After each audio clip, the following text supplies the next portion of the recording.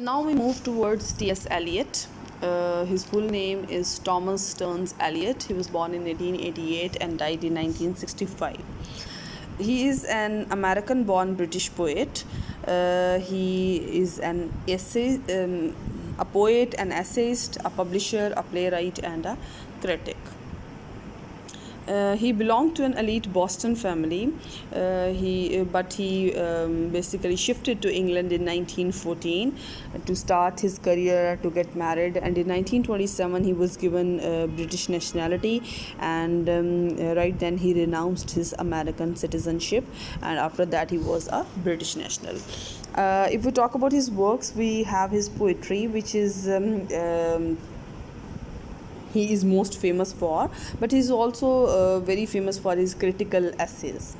If we talk about his poetry is relatively small in number because his focus was more on quality and less on quantity, and this is the reason that he could earn quite good reputation, despite of the fact that he didn't write quite a big number of poems, but the quality of his poems was extraordinary, and that is why he is considered among one of the most important poets of the modern times.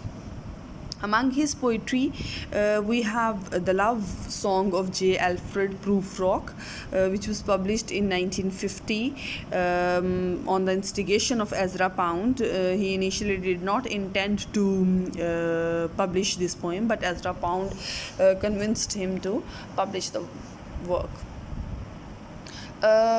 It is considered to be one of the most important poems in modern poetry, and it is rich in biblical allusions, and it has quite good references to Shakespeare's plays, specifically Henry IV, Twelfth Night, and Hamlet.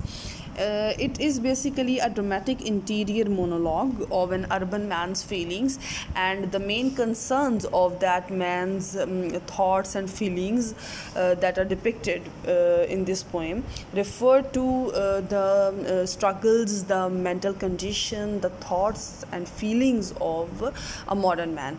And the main areas that are covered in it refer to isolation, frustration, importance of modern man, modern disillusionment, lost opportunities, lack of spiritual progress, a sense of decay, and awareness of mortality. Then the next most important poem we have is The Wasteland, which was published in 1922. The Wasteland is also considered to be an extraordinary piece of literature in modern era. It consists of 434 lines, and its most famous line is April is the cruelest month. Cruelest month because it refers to the people's mind, the people who are living in the post-World War I era, and because of those harsh circumstances of World War, the bloodshed and the resulting social, economic, political and psychological downfall of the people. Because of all these circumstances, people were so pessimistic, and they were like so afraid of anything that was considered positive or anything that was considered to bring some sort of change. Even they were afraid of spring, that is symbolically referring to a good hope, a new life, something extraordinary that is coming. And April is the month from where the spring season basically starts. But the Wasteland is about the what you can say,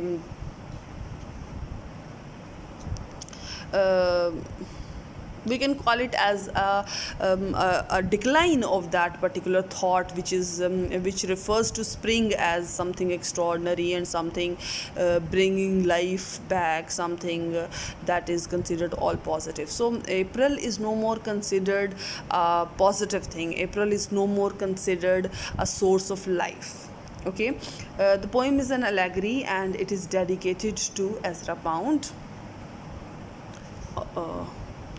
Okay, the poem is preceded by a Latin and Greek epigraph, and after that the dedication is written to Ezra Pound. And then we have 5 sections of the poem. The poem is divided into 5 sections. The first one is the burial of the dead. The burial of the dead refers to the disillusionment and despair that is prevalent in the people living in post-war era. They do not believe in anything anymore. They are not hopeful at all. They are extremely pessimistic, and they are extremely cynical about anything that is happening around them. They no more trust anybody. They no more trust anything at all. Then the second section, titled as A Game of Chess, it refers to the opposite narratives of the upper and lower class regarding war, regarding life, regarding pessimism and optimism, regarding everything basically. So it refers to the opposite sort of narratives that upper and lower class represent. Then we have the fire sermon. The fire sermon is the third section, and it refers to a philosophical meditation on death. And with that meditation on death, the narrator basically goes through a self-denial. It is self, not cell. It is self-denial, okay? And through that self-denial, he basically refers to giving up the earthly passions, because the narrator thinks and feels through his meditation that these earthly passions are nothing in front of the ultimate life that we are going to have after death, and that everything is going to end with death. So what is the purpose of pursuing these earthly passions so desperately that we even stop living our lives at all? Okay, so and then we have fourth section, which is death by water, and it is a rebuttal to the idea of renewal and rebirth. In this section, the idea of rebirth, the idea of renewal is basically rejected, and the narrator no more believes in this. That is why the concept that we just discussed, that April is the cruelest month. April and spring is no more considered to be a beginning, a new beginning or rebirth or revival of life. And then we have the fifth section, the last one. Its title is What the Thunder Said, and it is a cyclic downfall. With this, there comes an end to that life, and that concept of rebirth and revival is basically denounced. So there is no ultimate renewal and rebirth, and with this, the narrator and the writer basically gives the idea that there is an ultimate death, and there is an ultimate ending with that death without any sort of renewal and rebirth.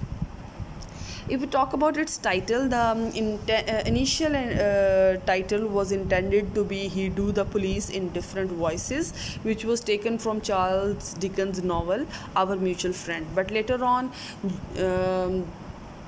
Eliot denounced this title, and he took up the new title. Then another important poem is The Hollow Man, which refers to post-war Europe, and it represents the disillusionment of the people towards everything, and it also refers to the pessimism and the negativity caused by Eliot's own failed marriage. Then we have Four Quartets. This is also an extraordinary poem, and Eliot considers it to be his masterpiece. He thinks that this is the best one among all his written literature, and which proved true also, because he was awarded Nobel Prize for this particular piece of work. It basically constitutes 4 long poems which are associated to 4 classical elements of life. They basically depict those 4 classical elements of life. The first one is, the title of the first poem is Burnt Norton, and it refers to the element air. The second one is entitled East Cocker, and it refers to earth. Then the third one is The Dry Salvages, and this particular poem refers to the element water.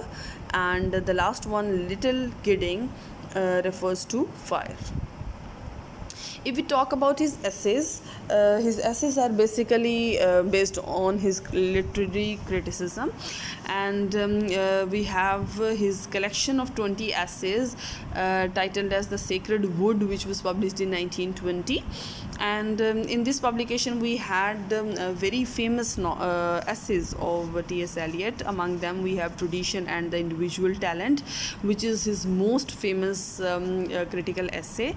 It was initially published in 1919 in isolation, but later it was also included in the collection of essays by the name The Sacred Word.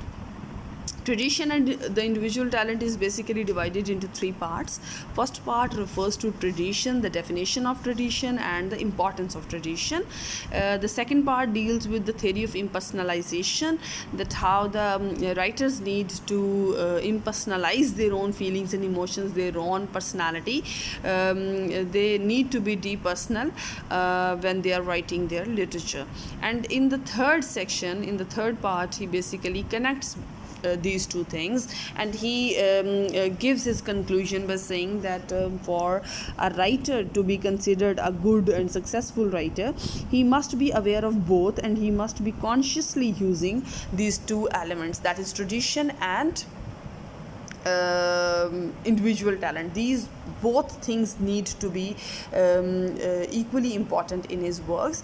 Even if the writer does not worry about or does not incorporate tradition into his works, even then he is not a successful writer. And if he follows the tradition strictly, but he does not incorporate his own individual talent, he does not incorporate anything new in his works, even then he is not a successful writer.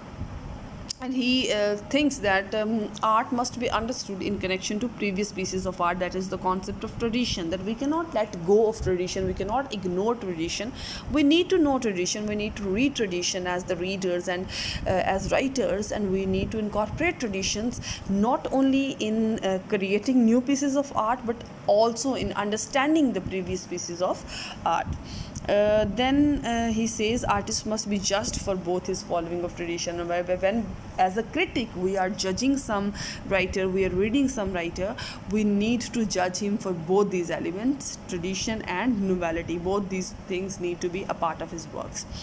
The next essay is Hamlet and His Problems. It was also published in 1919 in isolation, but later included in the collection The Sacred Wood. In this essay, he gives the concept of objective correlative. By objective correlative, he means a systematic representation of emotions and feelings through suitable action. That the action that is being presented in the works need to be in a good coherence, in a good integration with the emotions and feelings. It shouldn't be that the action that is representing a particular sort of emotion and feelings is not suitable for that. यानी एक kind of emotions और feelings की जब आप बात कर रहे हो तो उसके लिए एक सूटेबल एक्शन होना चाहिए जो उसको डिपिक्ट कर रहा हो. ये नहीं कि आप किसी और जो जिन फीलिंग्स और इमोशंस की बात कर रहे हैं उनके लिए जिन एक्शंस के थ्रू आप उसको डिपिक्ट करें वो सूटेबल ही ना हो, वो उस ग्रैंडियर के ना हो, या वो उसको प्रॉपर्ली रिप्रेजेंट ही ना कर पा रहे हों. And secondly, the important thing is that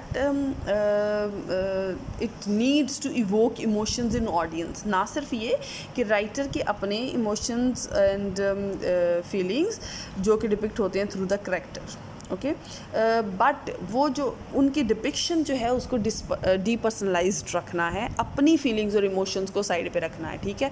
secondly, जब आप करेक्टर की इमोशंस और फीलिंग्स की बात करते हैं तो उसके जो इमोशंस और फीलिंग्स हैं उनको सूटेबल एक्शन के थ्रू रिप्रेजेंट करना है, और उन इमोशंस और फीलिंग्स के थ्रू आपने ऑडियंस के इमोशंस भी इवोक करने हैं.